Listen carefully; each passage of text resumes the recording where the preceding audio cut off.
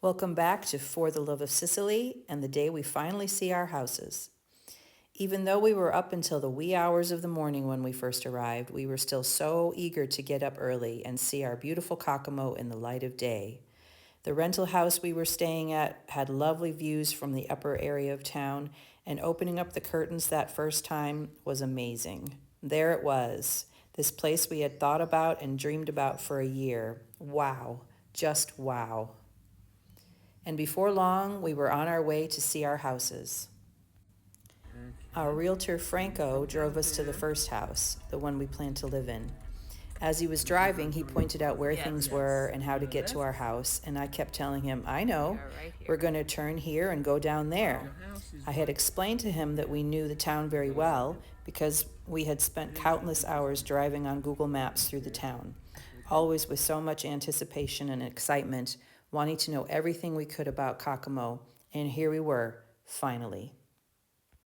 And when we opened that door, oh my, our home. We wanted to see every inch of it. It was beautiful. The details were amazing. Wow.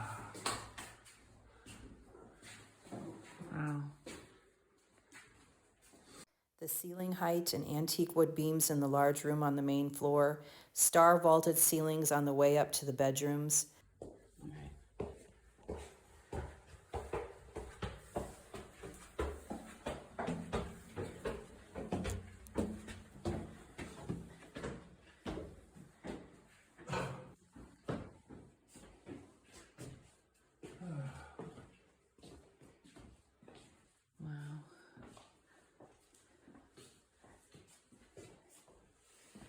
Wow. I can't believe we're here. The gorgeous tile floors and wood doors to the balcony, and the raw bottom floor with amazing stone walls everywhere. Wow, we were blown away. And we started envisioning right away how we were going to use each area, what we could do to make it flow better, where to put the kitchen and bathrooms. Our minds were dizzy with all the excitement, emotion, and the potential. This is the bottom floor, that large space with the beautiful beam ceilings and this ancient door looking out to the back courtyard area.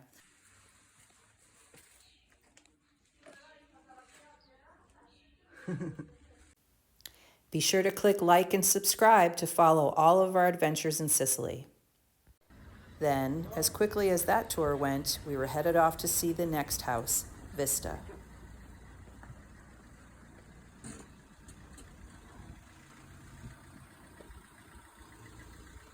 Wow. And there it was. It took us a couple minutes to open up that crude wood door, but it opened up to a beautiful blank slate. This house was different, not polished and refined like the first. It's quite small, just 2 open floors, no kitchen or bathroom, no beautiful tile floors or gorgeous wood doors, just crumbling plaster walls, rickety doors and windows, and flaking wood beams. It had a questionable floor on the upper level and a balcony door with no balcony left. The marble had broken and disappeared long ago. But we were able to see through the dysfunction of the structure, knowing we could make it another very special place, always keeping in mind that spectacular view.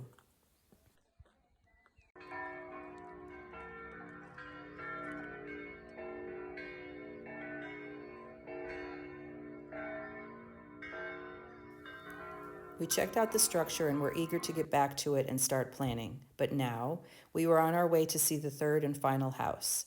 Madonna was not ours yet. The closing for it was scheduled for later in the year. But fortunately, we were able to tour it and start dreaming about it as well.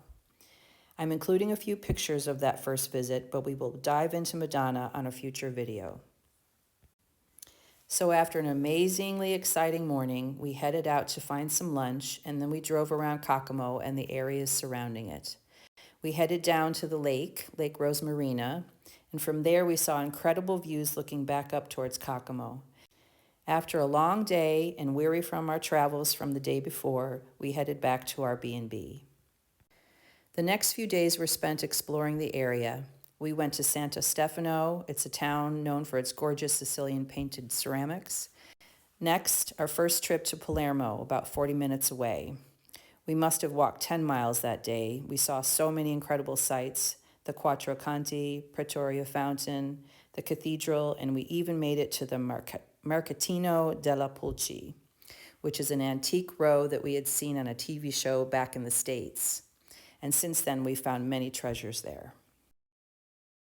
We stayed at the B&B for a few days, and then we headed to our house with the intent to stay there for the rest of our trip. The house had no electricity for the first few days, and at night we would sit on our bed and reminisce about the day by candlelight. Of course, it's not easy living without modern conveniences like electricity, but I thought it was so charming and romantic. And when we did finally get the electric hooked up, I missed the simplicity of our candlelit evenings.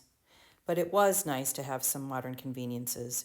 We were able to use the ancient stove and tiny fridge in the old kitchen.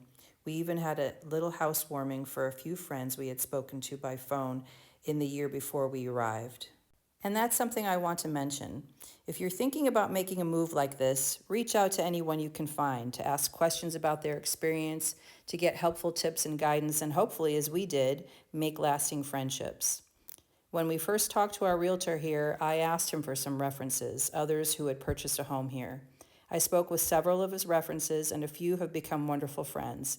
They played a huge part in welcoming us and helping us navigate this new world we had chosen. One of them even put us in touch with a contractor who ended up renovating our homes. Within a week of our arrival, he had a crew cleaning out the bottom floor, which in another life had been stables for farm animals, probably sheep and goats, possibly even a cow. Meanwhile, we started planning out how best to use each space. As we spent more time in the house, and I want to suggest this to everyone who's thinking about buying here, live in the house for a bit before making any decisions. See what works, what you need and don't from the original layout. And from that perspective, after several days glamping by candlelight in our new house, we figured out what we needed to do. So let's talk about our renovation decisions. The first thing to address was that entryway into the house. It was small, cramped, and needed reconfiguring.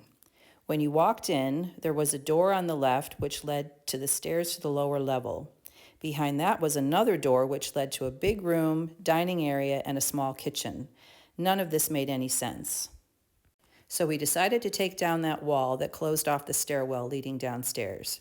And after doing that, we realized that the entryway to the dining room needed to change. So we had that bricked up and put a doorway on the center of that back wall.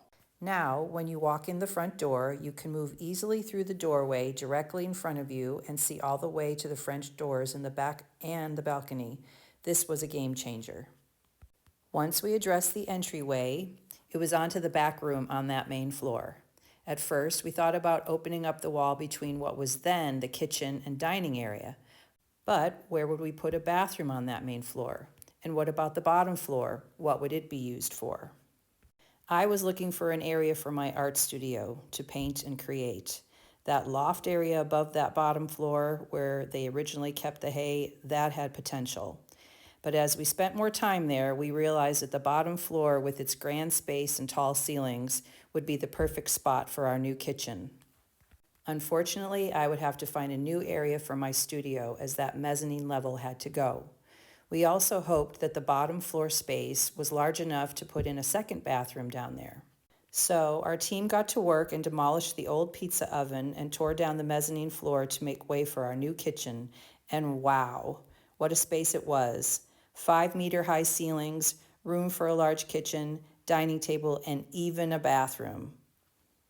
The area on the main floor, which used to house the kitchen, would now become a good-sized bathroom, and the little room next to the bathroom would remain a small bedroom, perfect for when the grandkids visited.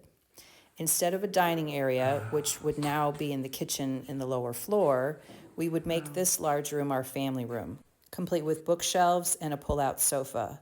And that half bath hanging off the back wall would have to go. Upstairs would remain as the master bedroom, and the front room had potential for my studio space.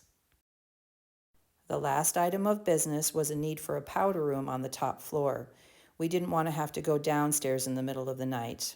There was a small closet off the master bedroom, and we decided to put a very small sink and toilet in there. Since it was not set up with plumbing, we thought it would become a major construction situation. But we soon found out how quickly and easily things work in Italy. The stone and or brick walls are simply chiseled away to create a channel for pipes and electric wire. The process creates a lot of dust but goes very quickly. So by the end of our 2-week visit, most of the design decisions had been made and work was well on its way. It was incredibly difficult to leave our lovely home in Kokomo. I've never felt so torn about leaving a place before. It had already become our home, and we desperately wanted to get back as soon as possible to stay for good.